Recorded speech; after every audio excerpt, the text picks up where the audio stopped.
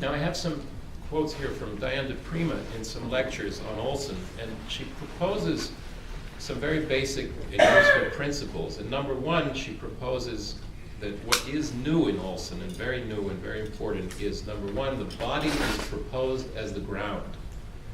And she says, as heartbeat and breath are the counterpoint in us we lay listening to in the dark as children. What if it stops?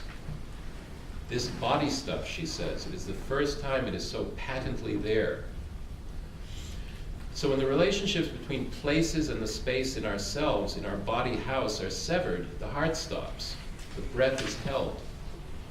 In Wisdom Sits in Places, the anthropologist Keith Basso examines the importance of places in Apache conceptions of history.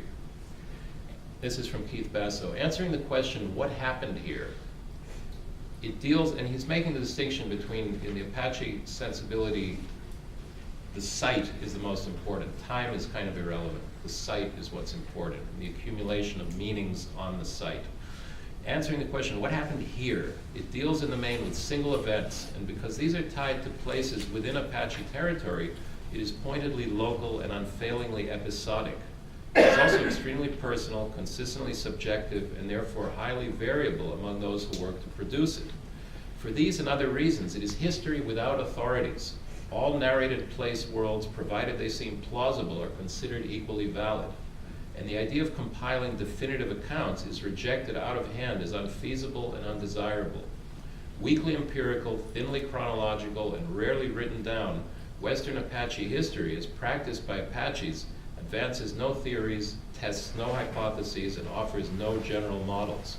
What it does instead, and likely has done for centuries, is fashion possible worlds, give them expressive shape, and present them for contemplation as images of the past that can deepen and enlarge awareness of the present. In his lectures on Olson, the British poet Jeremy Prynne said, "Myth is the telling of the story of where you are. Mythography, the writing of where one is." In the ancient Arabic form of the Qasida, the poet stops at the ruins of a particular campsite and recognizes traces of the beloved. The poet is a tarjuman, a translator. The poet is Tarjuman al-Ashwaq, the translator of desires. And his route, as in the poetry of Ibn al-Arabi, are stations of desire, stations along the way, place markers. The Qasida has to occur in a place, and when traces of the beloved are recognized, we are left to remembrance, to dhikr. Sometimes a phantom of the beloved appears, and the word for that is khayal, a word that later comes to mean imagination. The philosopher Ibn Sina, or Avicenna, whom Olson read through the interpretations of Henri Corbin, would later come to characterize a term derived from khayal, takhyil, a mental process by which the poet can cause mimetic representations to be imagined, effective, and creative as, quote, an acceptance, unquote. So imagination is an acceptance. In the mythography in which Olson's Maximus creates a moral topography, a place we can learn how to walk in, we are shown, as Diane de Prima points out, that the work proceeds by its own laws. The work proceeds by its own laws. He can go by no other track than the one the poem underhand declares for itself, opens the door to various speculations and notions of the dictated poem. And Duncan's concept of obedience to the poem, if it does not grow out of Charles's sentence, proceeds from a like base. Staying in the poem, the experience, not memory of, not emotion recollected in tranquility, etc. This is no easy indulgence, for the poem is not all-inclusive. It includes only what is itself, and is thus particular. Pound and others, all the way back to Wyatt, may well have experienced this obedience, this following where the poem leads, but Olson was the first to propose it as a law of poetic composition. This is still Diane de Prima's quote. Charles Olson talks of the conventions logic had forced on syntax, and there are also the ones syntax has forced on thought.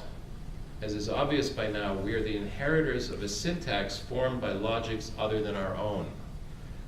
And later she goes on to say, in composition by field, nothing is excluded a priori. Our materials are determined by the particularity of the event, the poem itself. And herein lies the challenge, one of them, to adhere to this singularity, uniqueness, without allowing the attention to wander, to be pulled off, distracted by the guardians of the threshold, those keepers of the new, our self-initiation, which every poem is, the darkness of our self-initiation, as there are postures of attention, readiness, unique to each of us, postures of attention. Where then becomes crucial? The distances, so the distances are.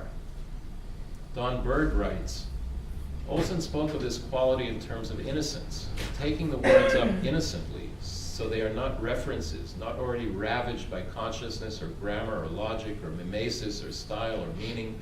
So meaning and form are not prior to them, but their consequence as a result of what happens to them in their environment.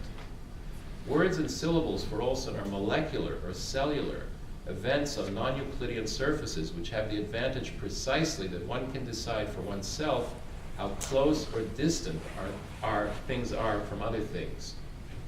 This terrain on which we can walk is a map including our being, not the time of primal chaos, but just after it, the first moment of creative selection, which is called in evolutionary biology pre-adaptation, when the creatures select, say, for the components of an eye without knowledge of sight, or for the components of a wing without knowledge of flight.